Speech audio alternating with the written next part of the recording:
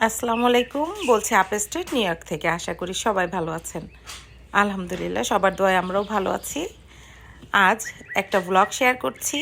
এটা পিঠা উৎসবের আগের দিনের ব্লগ।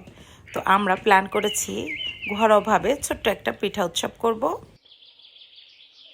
আর সকালবেলা উঠেই ব্রেকফাস্টের জন্য আমি রেডি করে নিয়েছি ডিম, আর ছিল কফি।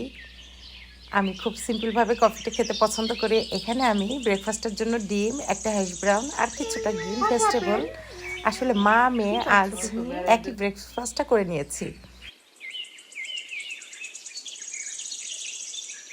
আর যখন ছোটোখাটো হোক, মানে যে কোনো অনুষ্ঠানের আগেই ইচ্ছা করে ডিপ ক্লিনটা আমরা করে নিই।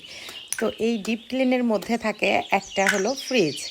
তো এই ফ্রিজটাতে আমি আমার মানে সাধারণ সচরাচর অল্প কিছু যেগুলো আমার সব সময় লাগে, এই যে দেখেন অবস্থা কি ফ্রিজের। মাত্র 1 থেকে 1.5 মাস মনে হয় আমি ফ্রিজটা ক্লিন করি নাই, তাতে এই অবস্থা। আর আমরা যদি এরকম যখন ক্লিন করব, সব কিছু নামিয়ে সুন্দর মতো ক্লিন করে আবার মানে সেপারেট করে সব কিছু রেখে দিব।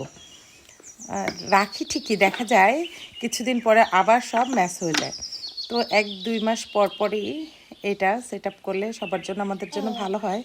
তো আমি এখানে একপাশে ভেজিটেবল, একপাশে চিকেন, যে ছোট ছোট চিকেনের টুকরোগুলো আমি রাখি সাধারণত স্যুপ বা বাচ্চাদের জন্য কোনো কিছু রান্না করার জন্য।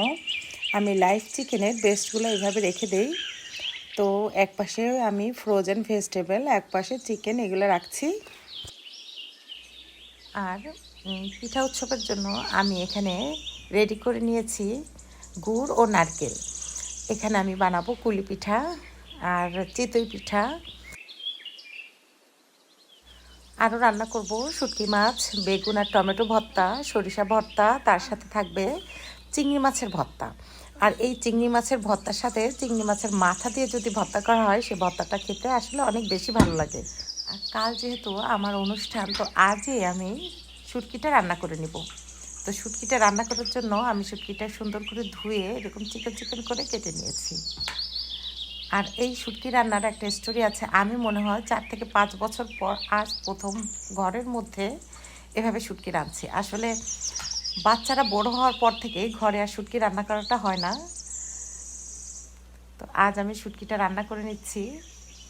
তো রান্না করার মাঝামাঝি সময় আমার মনে পড়েছে ঘরে তো আরও শুটকি ছিল। রান্নায় যখন করছি, যে কয় প্যাকেট ছিল সবই রান্না করলে ভালো হতো। তো রান্না করে সবাইকে দিয়ে দিতাম। আর ডিপ করে রাখলে হয়তো একটু বের করে মাঝে মাঝে খাওয়া যেত। যাই হোক, ইচ্ছা করলে আবার ব্যাকইয়ার্ডে যে রান্না করা যাবে। আর আমি পিঠা রাখার জন্য এই জায়গাটা রেডি করেছি। আর এই ডেকোরেশন ফুলগুলো আমি ডলার ট্রি থেকে কিনে নিয়ে এসেছিলাম।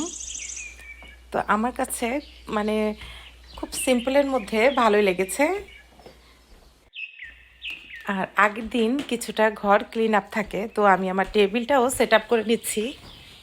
তো আমি ট্রাই করব আমার টেবিলটাকে, যেহেতু এটা একটা ফাগুনের অনুষ্ঠান, তো আমি ইয়েলো অরেঞ্জ এর কম্বিনেশন দিয়েই সাজানোর ট্রাই করব। আর এই সাইডটায় যেখানে আমার ডিনার সেটগুলো থাকে, এগুলা সরিয়ে এখানেই আমি পিঠার জন্য একটা জায়গা তৈরি করব।